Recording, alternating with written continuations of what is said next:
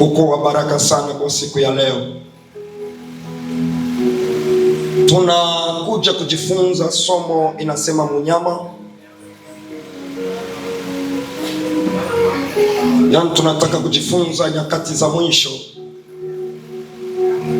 Mambo haya yaliandikwa ili tuyajue, na tunapomtumikia Mungu, tunapofanya huduma, tujua kwamba kuna mwisho wa kila kitu.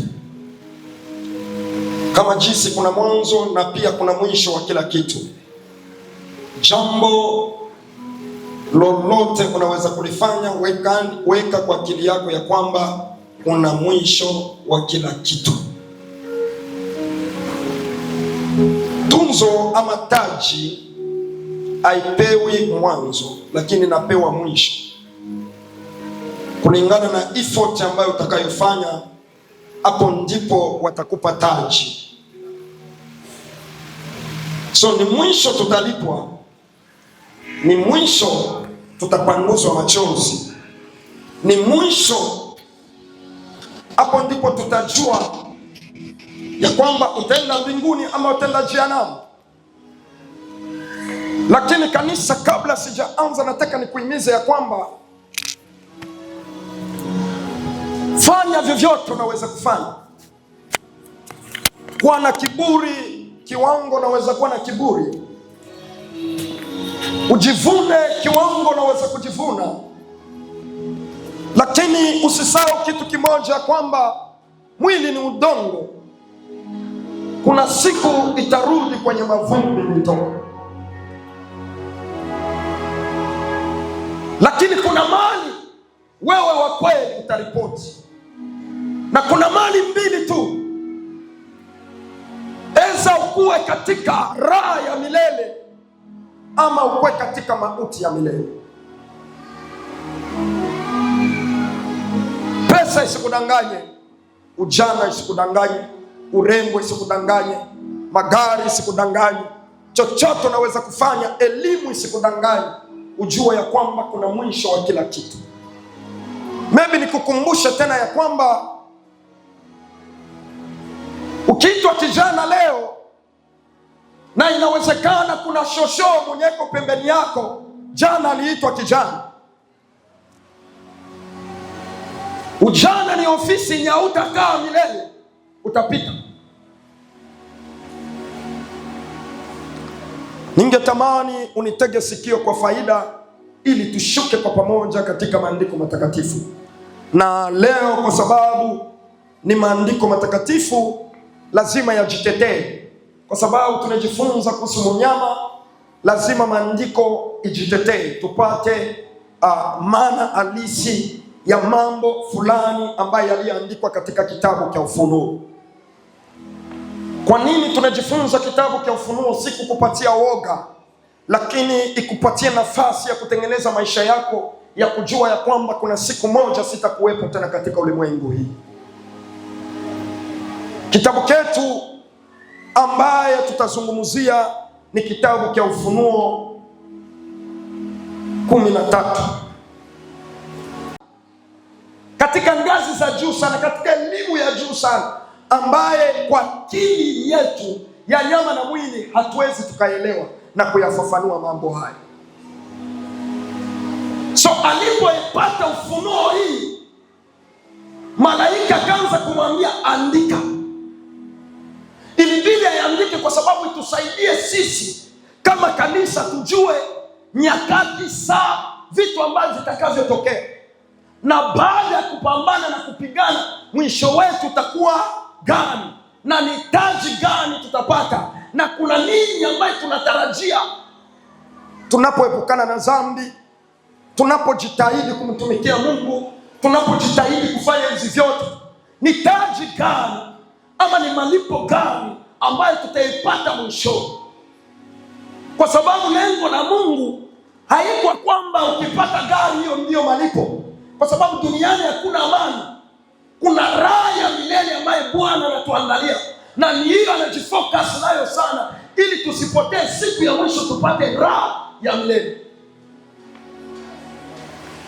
Kanisa, Bwana Yesu asifiwe. Sasa ningetamani kwanza tuone jinsi aliandika kitabu cha Ufunuo, kwa sababu kitabu hiki cha Ufunuo kina confuse watu katika zaidi sisi wahubiri.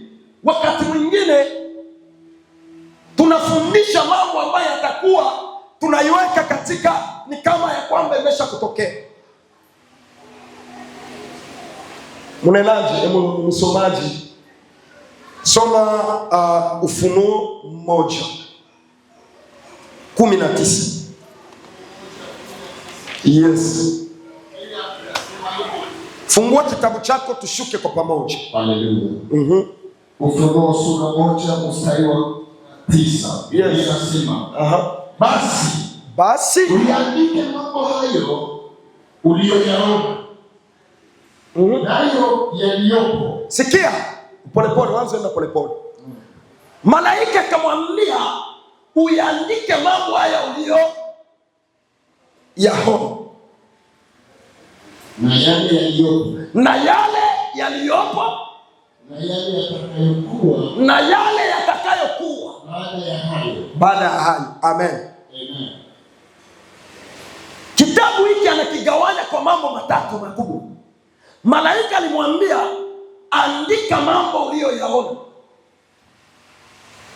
Nataka nikupatie mgawaniko ya kitabu cha Ufunuo kidogo.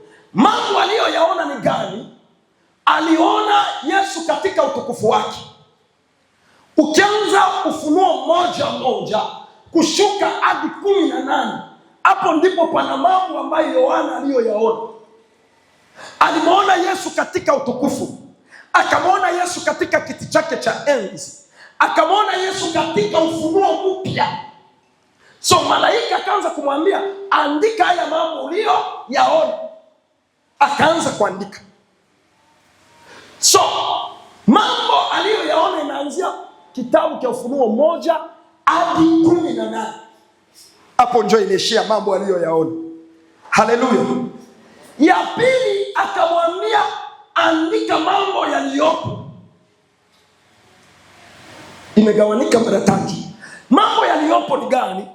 Mambo yaliyopo inaanza katika kitabu cha Ufunuo 2 ina combine na 3.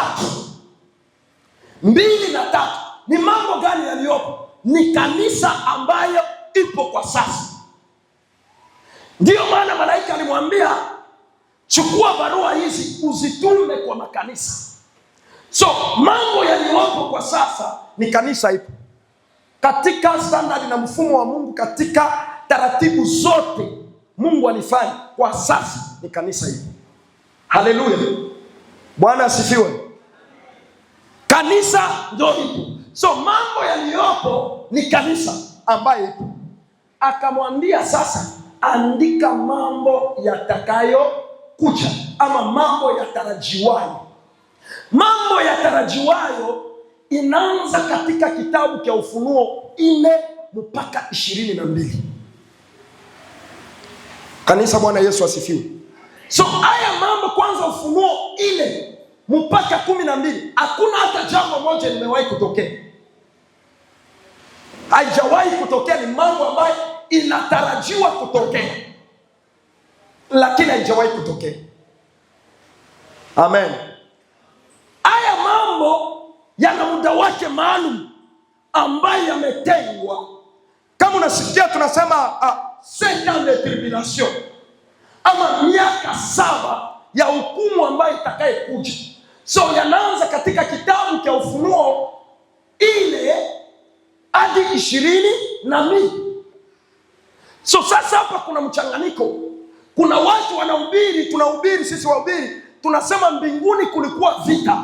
Na tunakoti kitabu cha Ufunuo 12. Inasema mbinguni kulikuwa vita. Shetani wakapigana na malaika na akatupwa chini. Na inawezekana watu wengi wanasema kwamba hapo ndipo shetani aliangusha kutoka mbinguni, lakini haiko maandiko hiyo. Kwa sababu katika kitabu cha Ufunuo 12 ni mambo ambayo itakayokuja hajatokea. So ukiniambia kama shetani alitupwa kabla haya mambo yatokee. Bwana asifiwe. Tuko nasikiliza ama nishuke kidogo?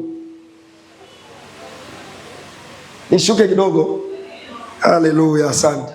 Asa damu ya ubiri njoo iko mingi. Ni mambo ambaye yatakayokuja. Ni mambo hajawahi kutokea. Kwa sababu hiyo ufunuo iko pale. Ni ufunuo ambaye itafanyika, ni joka ambaye atakapotupwa.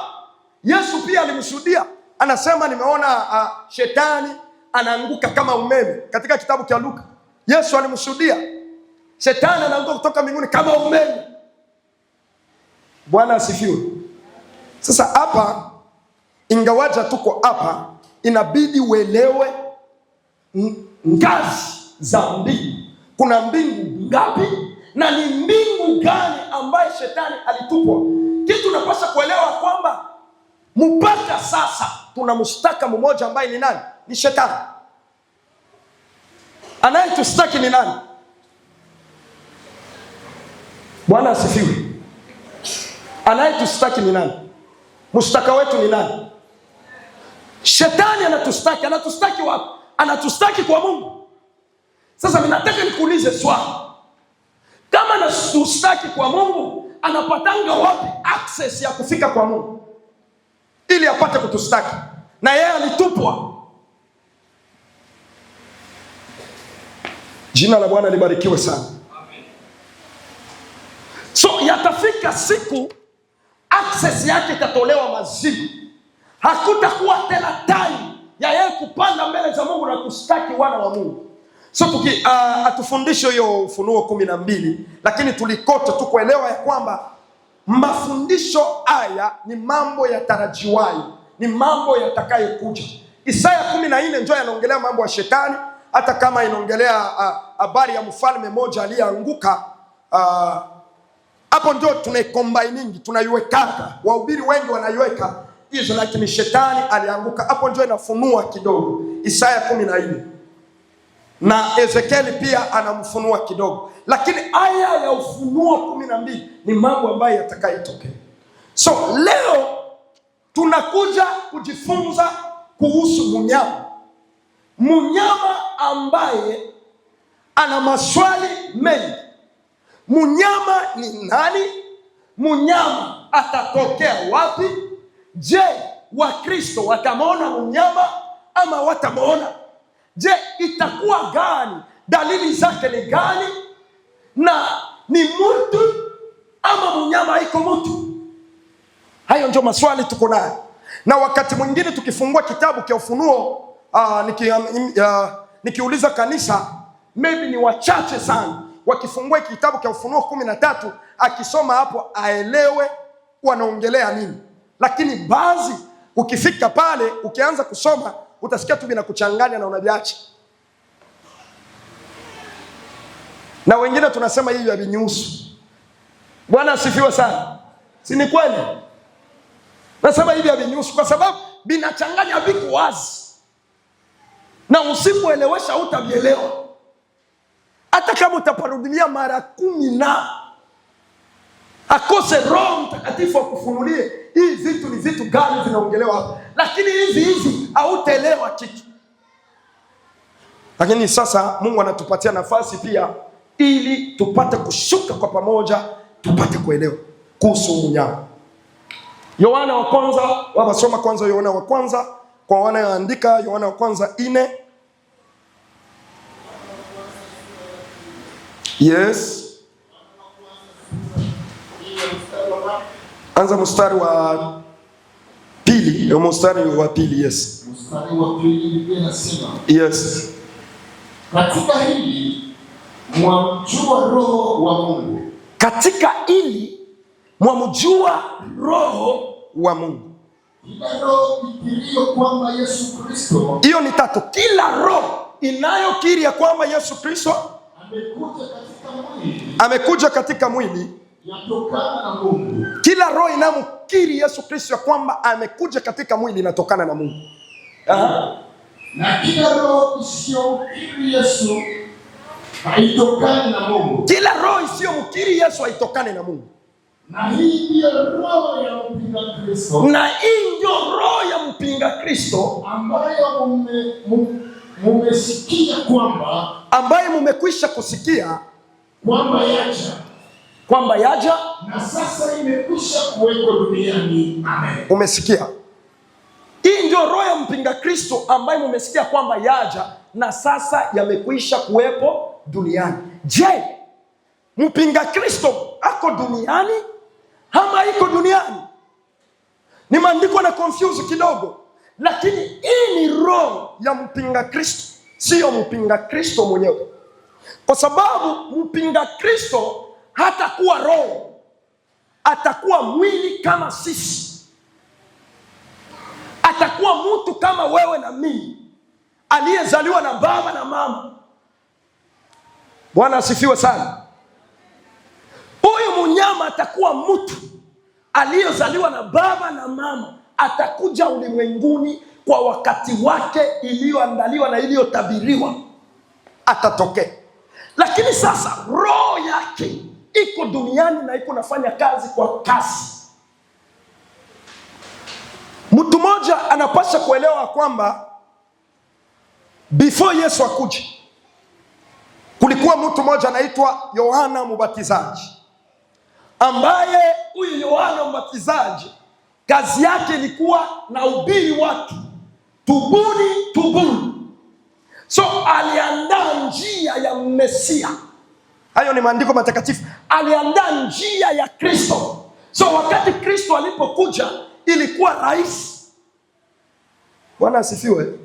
Aliandaa njia ya Kristo. So alitembea tubuni tubuni. Sasa hii roho ya mpinga Kristo ni sawasawa na Yohana Mbatizaji alivyokuwa.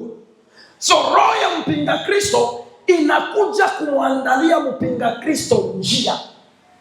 Wakati atakapofika kwenye madaraka, atakuta mambo yote imekwisha kutengeneza. That's why leo tuko naona ya kwamba tunasikia madalili ya dini na watu wanaanza kuogopa. Tunasikia microchip, tunasikia pesa za kidigital, tumesikia vitu fulani vingi. Wengine hata kutishia. Unajua, ukitaka kutishia watu kwa leo, watu wanaogopa sana. Nunua tu pikipiki, waandike tu, uende tu kwa fundi uchoreshe pale 666, waanze kupita nayo. Hata waiache pale kusoko, kwa barabara, kila mtu ataikimbia. Amen. Kila mtu atakimbia kwa sababu anaona 66. Hii ni alama wrong side. Haleluya. Lakini 66 kuandika haina makosa, kwa sababu iko katika hesabu. Unaweza kuandika 66, haijakuwa makosa yoyote. Lakini nyuma ya hiyo 66, kenye kinafanya 66 ni gani? Inawezekana uikimbia kwa macho unaiona na unaikaribisha katika moyo wako. Kanisa, Bwana asifiwe sana. So hii roho inakuja kwa lengo moja, kuandaa ujio wa nani? Ujio wa huyu mtu anaitwa mpinga Kristo. Sasa je, kanisa tutaliona? Kanisa tutamuona mpinga Kristo? Je, kanisa tutakuwa wapi? Tuliompokea Yesu tutakuwa wapi? Kwa hiyo wakati mpinga Kristo atakuja, je, tutamuona ama tutamuona? Tutakuwa tunanyakuliwa ama tutakuwa tumenyakuliwa? Lakini maandiko yanatupatia jibu. Wathesalonike wa kwanza 5:9 inasema nini? Hiyo Wathesalonike ikisoma yote hiyo 5, kuna mahali inaandika kwamba kwa sababu hawakuamini jina lake mwana kondoo, atawapa uwezo wa kupotea. Mungu atachilia uwezo wa kupotea ndani yako, upotee milele. Wakati wanakuhubiria sana tubu, unaona kama unajua, unaona kama dunia ni baba yako mdogo ama mama yako mdogo ama shangazi. Unajua hii dunia imesha kumeza wengi sana. Jina la Bwana libarikiwe sana. Na hii neno ni kwako na kwangu sote ambaye tuko hai. Mwisho inakuwa iko ya hatari. Watu watalia, watatafuta wahubiri. Maandiko yanasema watapanda na kushuka kutafuta wahubiri watengeneze hawatawaona. Watapanda na kushuka, watasafiri kutafuta matengenezo, haitapatikana. Lakini wakati kunalisikia hili neno, uchukue nafasi ya wokovu. Kanisa, jina la Bwana libarikiwe. Nimependa kusikia kimya hapa, tuko pamoja. Sasa huyu mtu hata tudhibitishe umutu wake, kwa sababu kuna mambo yanatabiriwa yanathibitisha kwamba huyu atakuja iko roho, lakini huyu anakuja kama mpinga Kristo, atakuwa mtu. Sasa turudie sasa katika kitabu chetu ambacho tulisoma, ambaye ni kitabu cha Ufunuo 13. Tutenda moja baada ya nyingine. Aliyefunuliwa akasema, kisha nikaona mnyama akitoka katika bahari. Hapo ndio mambo inaanza. Akaona mnyama anatoka katika bahari. Bahari, tukiuliza kila mtu hapa, tumuulize bahari ni nini, atatuambia, kila mtu atatuambia maybe Tanganyika, gisi anaonaka maji mengi.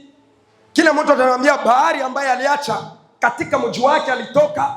Lakini bahari inayoongelea hapa ni bahari ya Ufunuo. Haiko bahari ya maji ya kushota, ni bahari ya Ufunuo. Lakini Biblia inaitranslate hii bahari. Soma Ufunuo 17. Papa, soma Ufunuo 17 hapa.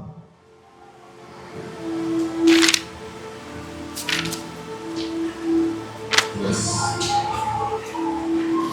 15 inasema nini? Ufunuo 17 13. 15. 17:15. Yes. Aha. Kisha akaniambia, yale maji uliyoyaona hapo aketipo yule kahaba,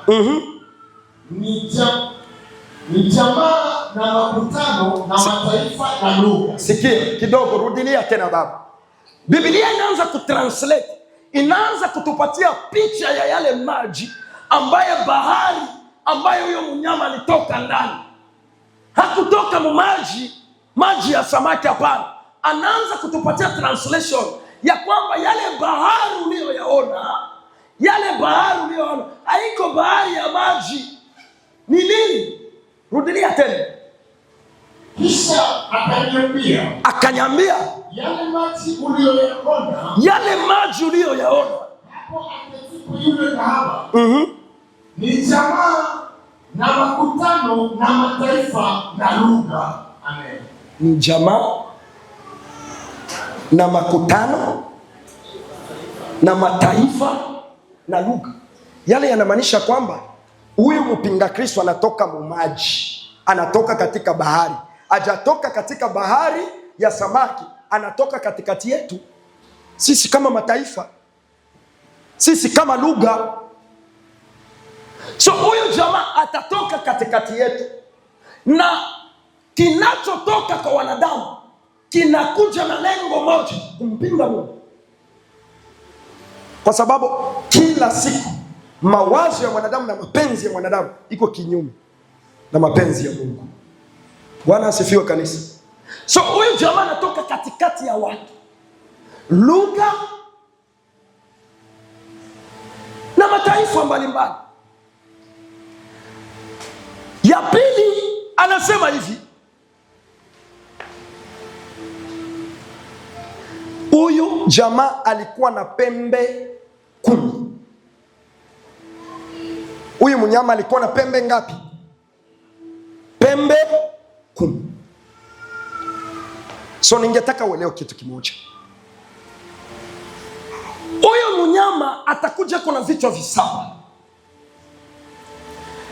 Na akikuja na vichwa 7, atakuja na pembe 10. Pembe 10 hapa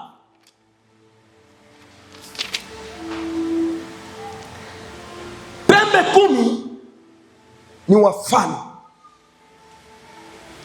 Pembe 10 haiko pembe hii unaonaka hivi, hapana. Ni pembe ya ufunuo. Ni wafalme ambayo watakuja katika manchi yenye power, hiyo masuper power ambaye itakuja kumsupport kwa yale kazi ambayo atakuwa akifanya. So watainuka. Kwa mfano, ulimwengu leo ukiangalia dunia jinsi konenda, kwa wenye wanafuata ma TV, Amerika akitaka kupiga nchi nyingine anatafuta nchi zenye zitamsupport. Halo, kwa mfano Amerika anataka kupiga Kongo. Akitaka kupiga Kongo anakuja Kenya. Anaangalia Kenya kuna base military yangu. Haleluya. Hata toka Amerika direct apige misili ya kutoka Amerika kufika kwa anaangalia hapa kuna base military. Kuna mahali ambapo kuna masoda yangu. Anatumia hawa hapa en collaboration ama katika uhusiano na president wa wapi? Wa hapa. So atafanikisha yale mpango kama huyu mfalme haiko. Sasa wakati atakuja na pembe 10, atakuja kutafuta falme ama mapresident 10 ambayo watakuwa na nguvu katika ulimwengu wa msupport na watamsupport. Kanisa, tuko pamoja?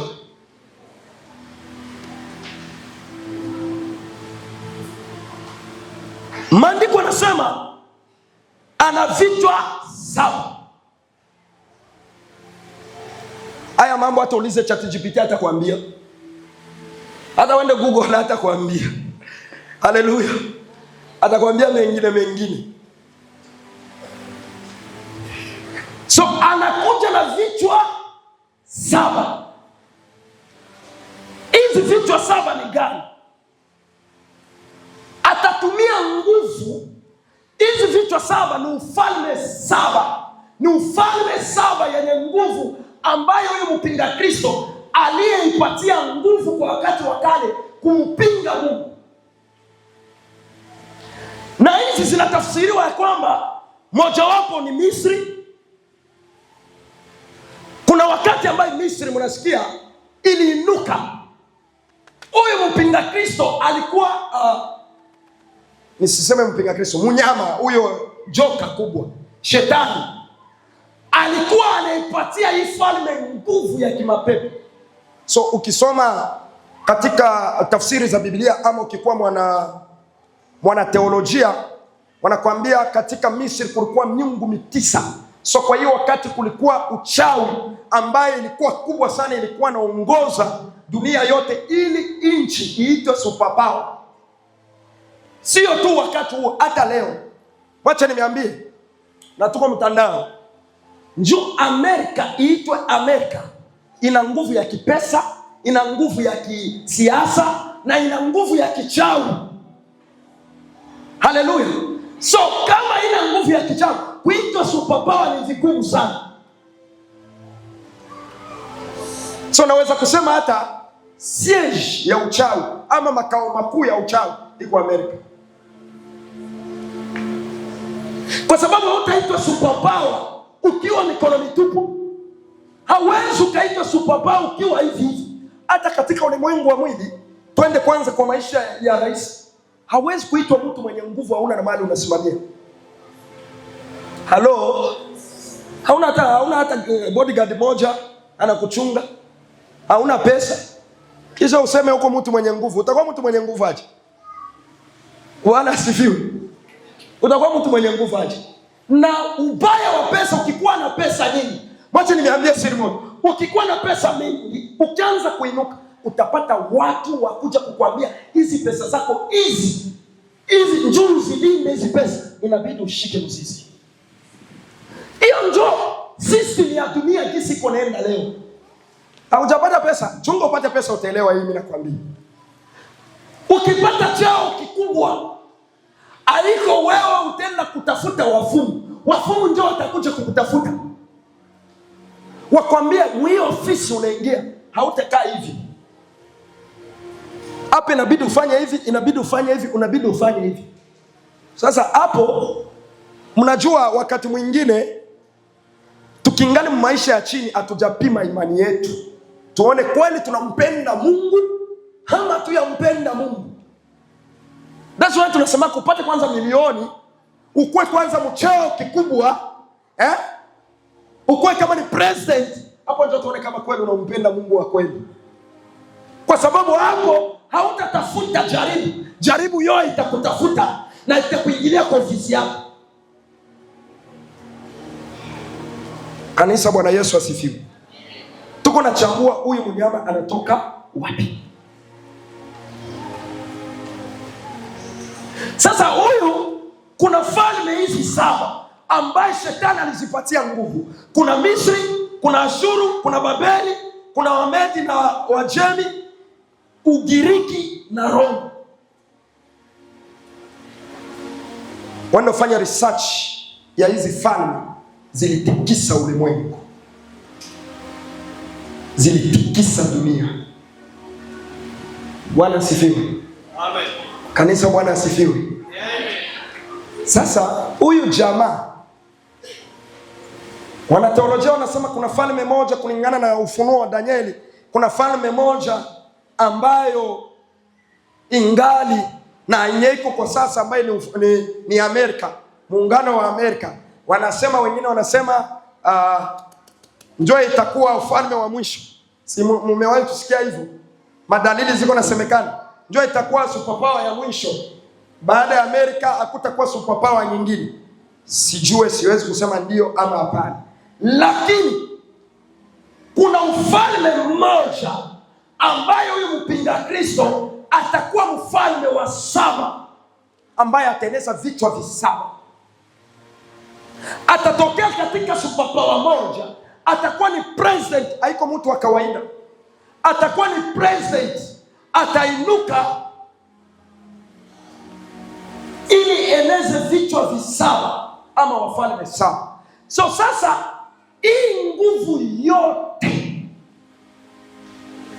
iliyotumika na hizi falme zote shetani atazicombine, anamupa nazo mtu mmoja. Kanisa, Bwana asifiwe. Sasa imagine hiyo nguvu Misri ilikuwa nayo, hiyo nguvu Roma ilikuwa nayo, hiyo ya power, kisha bakampatia nayo mtu mmoja. Hatakuwa na power ya aina gani? Amen. Lakini pamoja inaendelea kusema kwamba ana vilemba. Vilemba ni taji, vilemba ni couronnement. Kilemba ni kama kitambaa kenye wanaweka taji, couronne yenye wanaweka kwa kichwa ya mtu. So kilemba ni kama wanakukurone, banakupatia ufalme. Hapa inamaanisha jambo moja, kwamba hawa wafalme wote waliopita, ufalme wao haikutokana na Mungu. Haleluya. So hii ufalme wao aliyewapatia huyu ufalme ni shetani mwenyewe.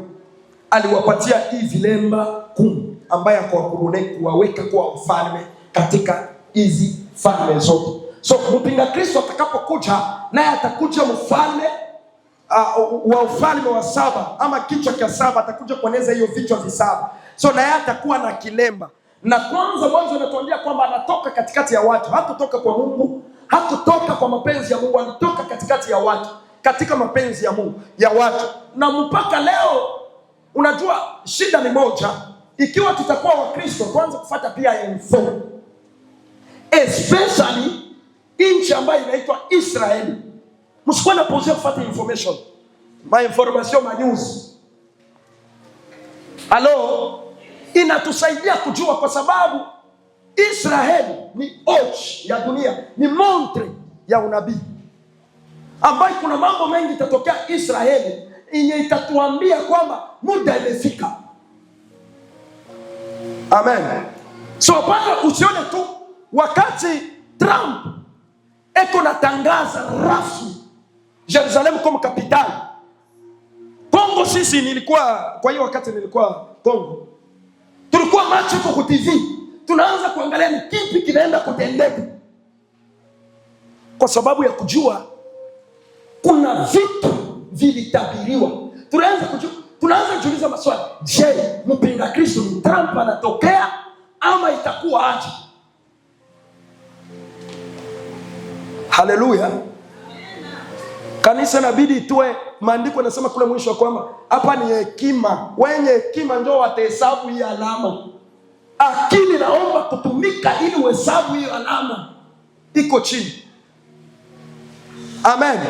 Lakini tukikuwa Wakristo tu bakuingiana kutoka, aujua hata Mungu ni nani, unakuja kumwabudu Mungu kwa nini? Kwa nini unakimbia dhambi?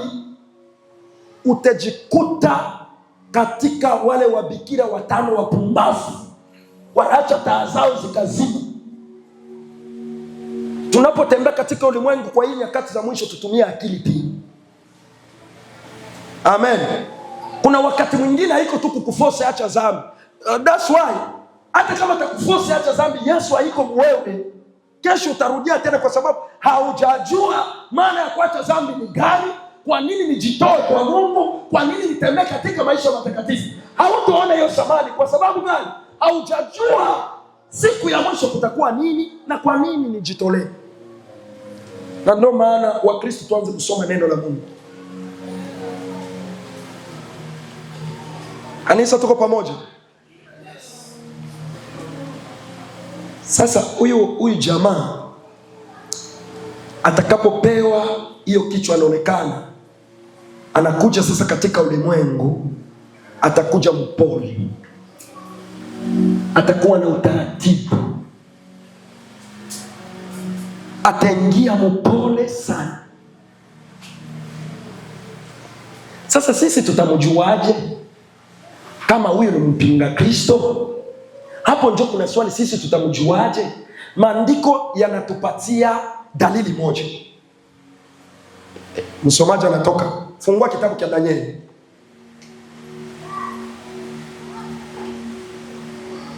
Fungua kitabu cha Danieli. Danieli 7.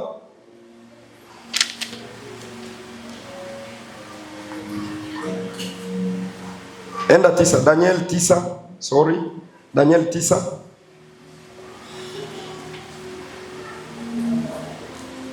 Mstari wake wa 27. Maandiko yanasema hivi: naye atafanya agano thabiti na watu wengi kwa muda wa juma mmoja, na kwa nusu ya juma hiyo ataikomesha sadaka na dhabihu, na mahali pake litasimama chukizo la uharibifu, na hivyo hata ukomo na ghadhabu iliyokusudiwa imemwangwa juu ya mwenye kuharibu. Amen. So huyu jamaa atakuja kufanya agano. Kitu cha kwanza, agano itafanyika, inawezekana. Unielewe mzuri, nimesema inawezekana, kwa sababu kitu kinasumbua ulimwengu leo ni kitu kimoja tu, kati ya usalama wa Israel na Palestine na hiyo manchi inamzunguka. Hii mavita nyingi tu iko napigana na dunia, chanzo ni hii nchi moja Israel, na hii manchi zote zinamzunguka. Nataka nikueleze kitu fulani. Israel ni kama polisi, ni kama mke wa Amerika.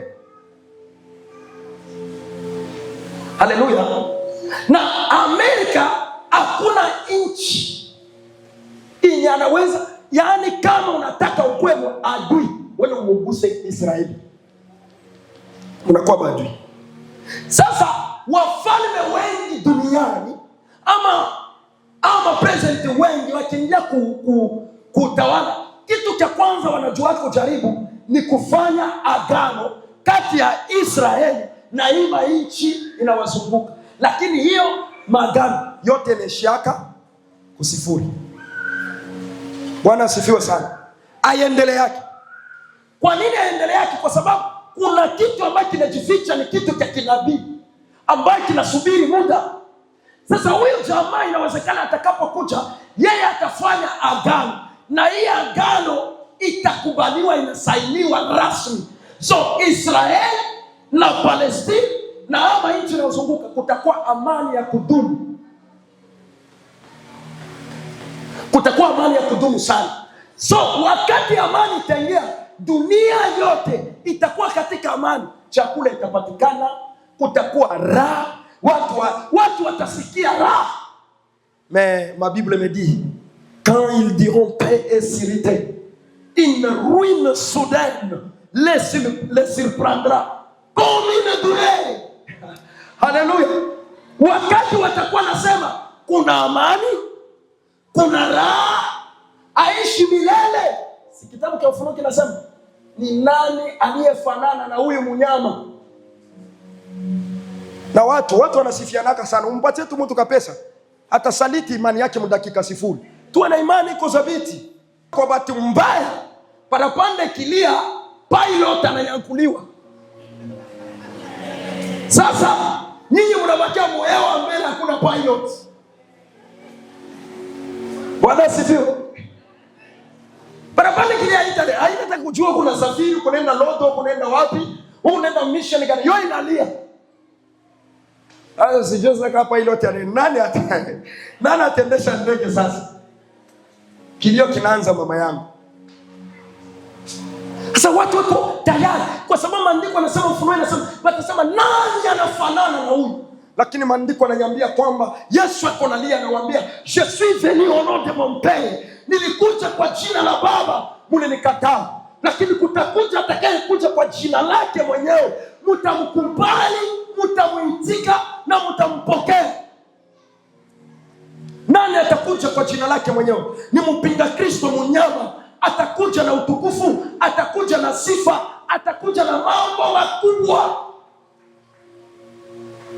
Ukishuka kule chini anasema kuna mnyama mwingine atakuja afanye agano na nabii wa uongo.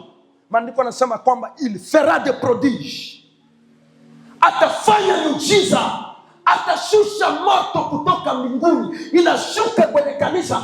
Watu wengi watamwamini, watu wengi watampenda, watu wengi watamshuhudia na kusema ni nani aliye kama huyu? Oh, kanisa, mon peuple périt. Watu wangu wanapotea kwa kukosa ufahamu. That's why tunawafundisha.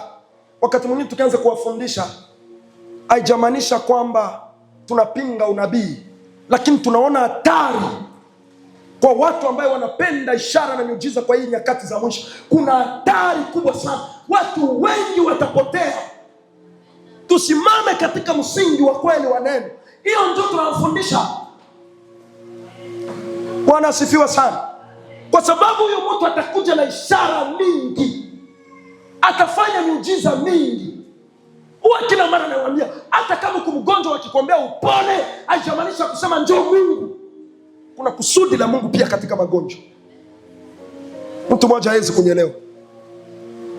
Mungu anaweza kuona kwamba unaweza ukisafiri au jatengeneza maisha yako, ukisafiri hiyo gari itafanya accident na unakufa kwa barabara na utapotea. Mungu anasababisha ufanye accident ya pikipiki kabla hujasafiri. Lakini kwa sababu ya kosa maarifa utasema Mungu ananichukia kwa sababu nataka kinyoona, nataka kifariki. Lakini pia kuna kusudi la Mungu katika yale magumu yote unapitia. Kuna milango Mungu anafunga kwa ajili ya utukufu wake kwa maisha yako. Kuna milango Mungu anafungua kwa ajili ya utukufu wake kwa maisha yako. Unapasha kuelewa hizi vitu na kubaki mwaminifu, na ukikuwa na subira ya neno la Mungu, kwa sababu ukikuwa haraka utapotea. Tuko nyakati za hatari. Kanisa, jina la Bwana libarikiwe sana.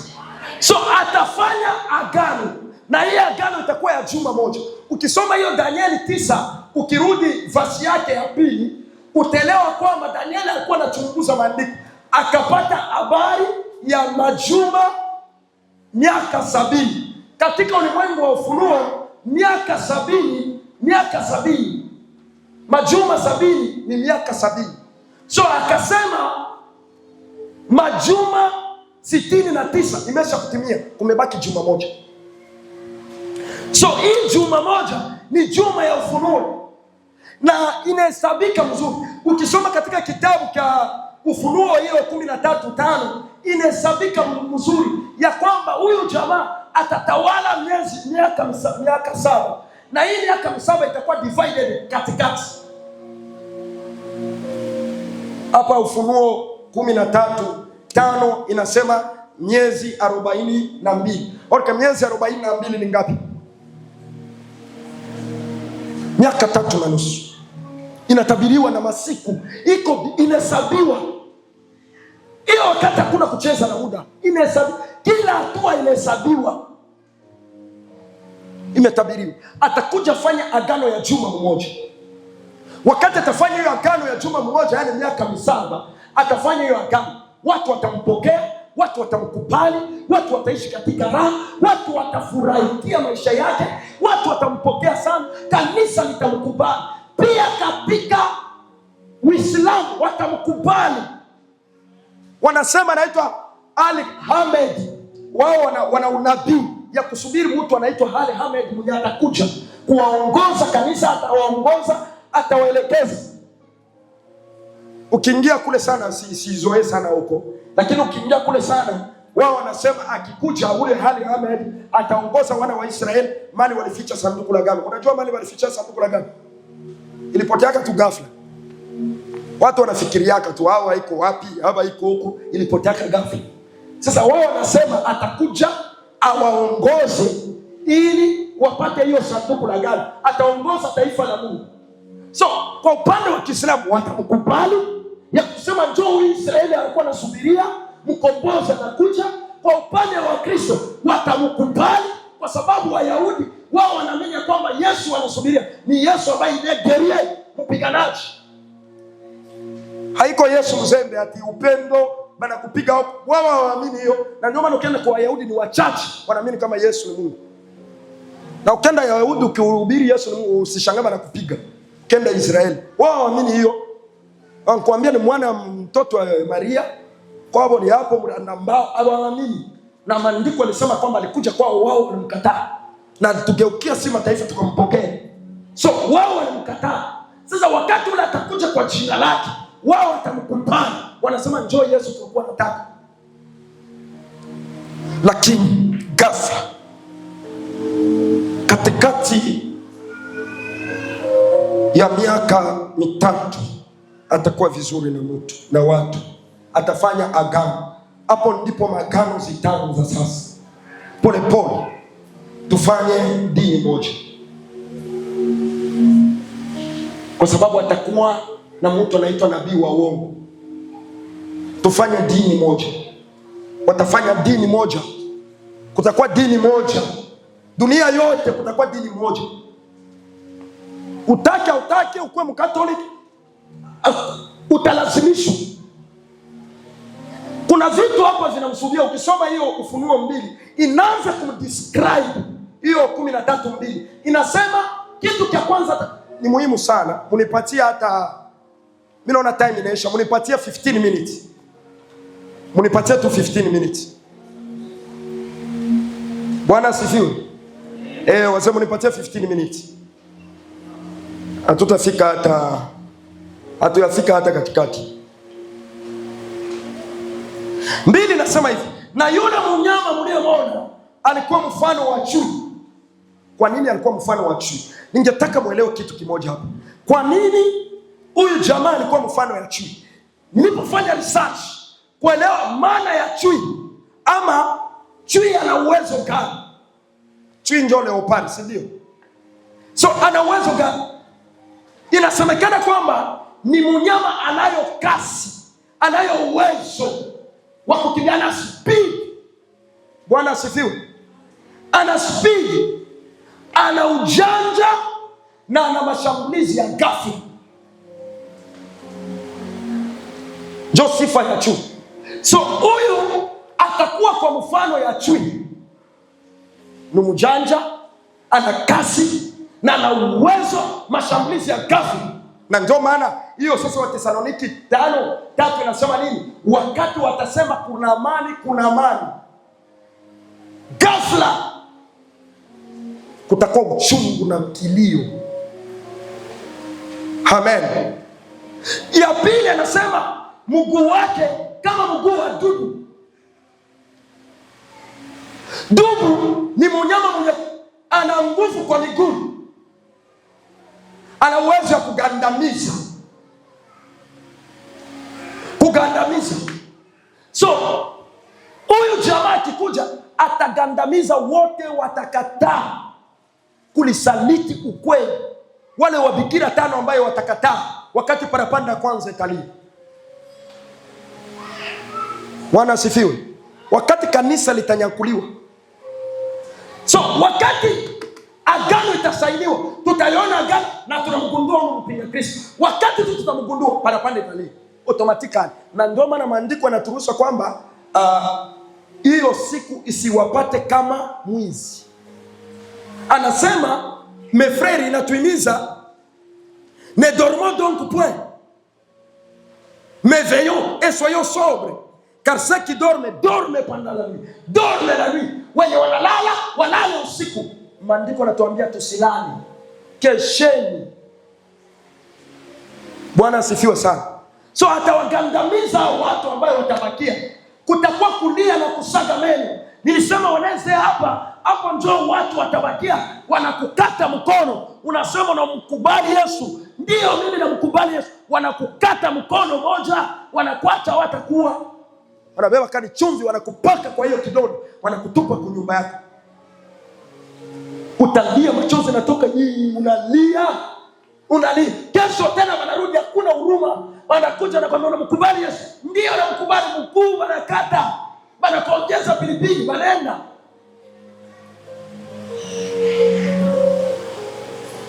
Machozi takutoka. Watu watachukia, watakafuta kutubu, haitawezekana. Kesho mpaka gisi watakuja wakumalize viungo vyote kumwili. Na kwa hiyo wakati hautanunua, hautaenda kusoko, kwa sababu kutakuwa serikali moja, siasa moja, pesa moja. Hautanunua, hautafanya chochote kama una hiyo alama ya 66. Watu watalia, watu watajutia kuzaliwa. Sanjo hii ya kutengeneza maisha yetu. Tunapokutana hivi tufanye utani. Kuna mambo makubwa sana ambayo yanakuja kwa ajili ya ujamaa. Atatesa watu.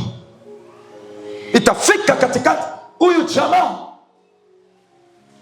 Bebe, tutaendelesha hii habari ya mnyama hapo 2.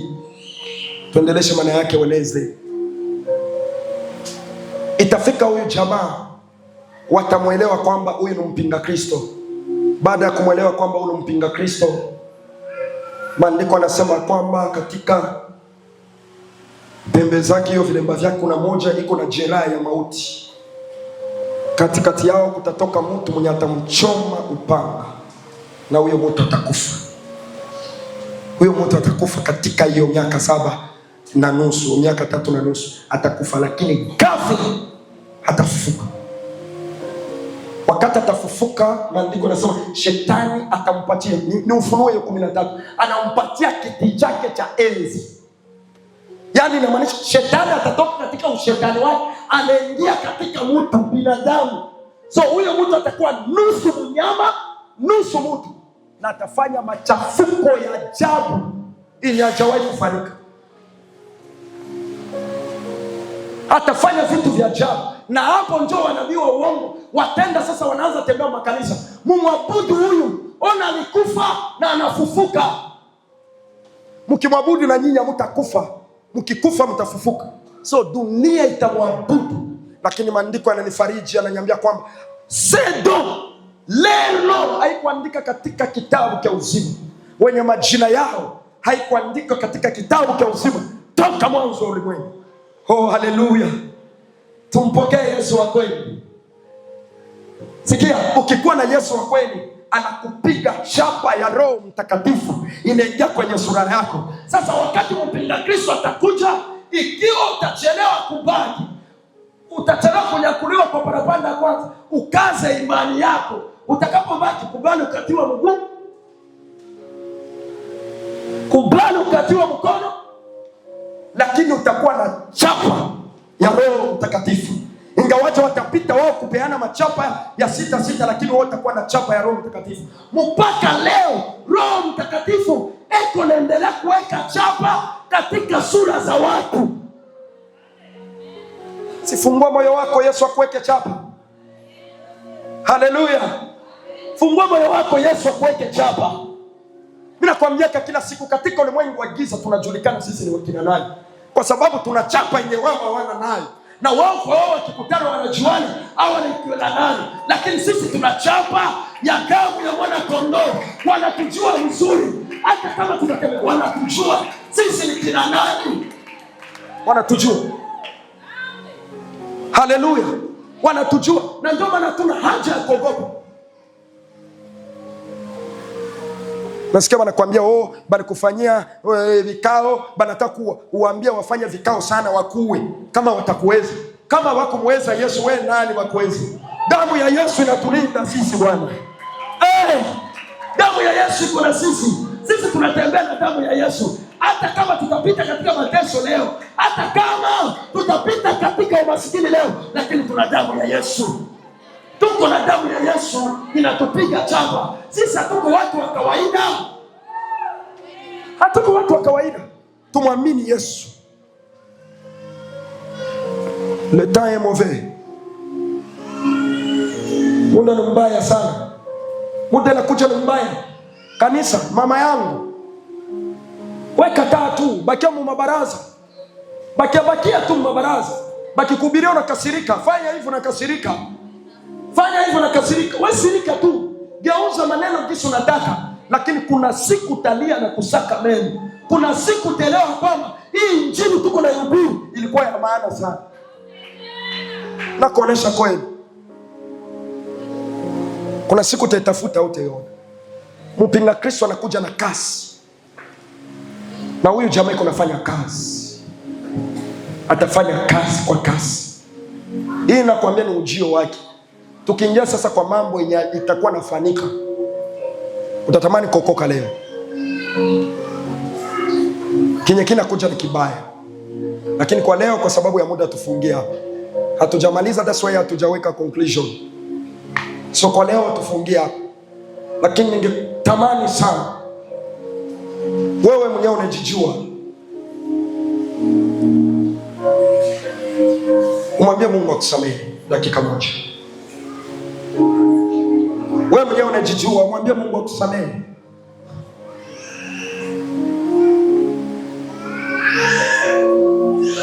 Umwambie Mungu akusamehe tu. Wokovu ni wako binafsi.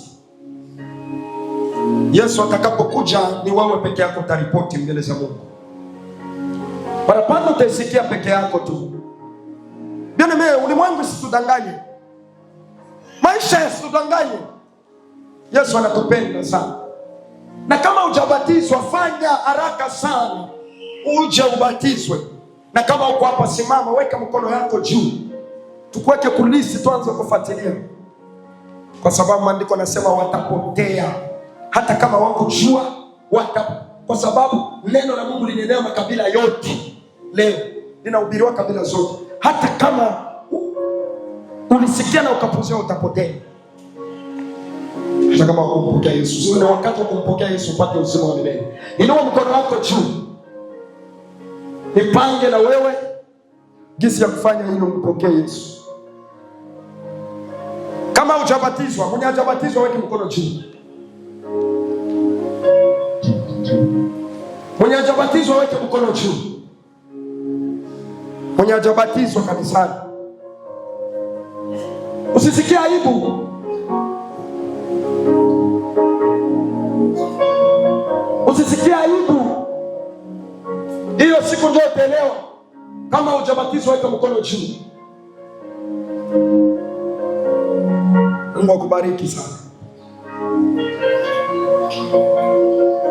Umwambie Bwana, unisamehe, unirehemu.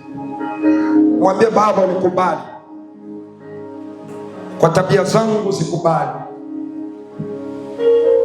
Tabia zangu nazijua. Tabia za siri nione zijua. Moyo wako mwenyewe unajua mzuri.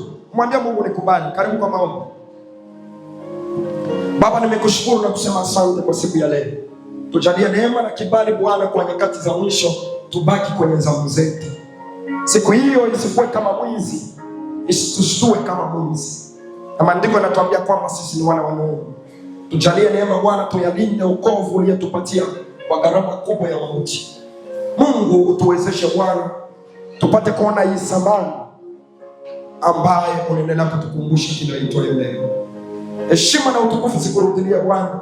Hakuna kitu Bwana sitaweza kupenda kwamba siku hiyo uniambia toka sikujua, pamoja na kuhubiri yote nilihubiri. Mungu nijalie neema Bwana, nisiwe daraja, bali nikutumikie katika uoga, katika kweli, katika msimamo wa sahihi. Mungu wetu na mtetezi wetu, ulisema akwasertina eno de gagner le monde entier de perdre son âme. Nini itanifaidi nini bali nipoteze nafsi yangu? Mungu nijalie neema Bwana, nialinde wokovu na nialinde imani ya kweli, katika jina la Yesu Bwana na Mwokozi wetu. Amen. Amen. Si Bwana kubariki. So mafundisho haya wakati mwingine anaomba time ili tutulie na kueleweshana.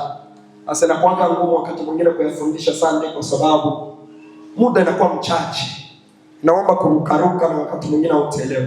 Lakini tunawasihi pia kwa kanisa lote mpate nafasi ya kufika Wednesday tunakuwa na mafundisho mengi na tunakuwa na time ambayo mhubiri akimaliza hivi unauliza swali mali au kuelewa, unakuelewesha na unasema no, hapa inasema hivi, hapa imeandikwa hivi. Tunaeleweshana, inakuwa ya baraka sana. So karibuni sana Wednesday, itakuwa ya baraka sana. Si Bwana awabariki sana. Amen.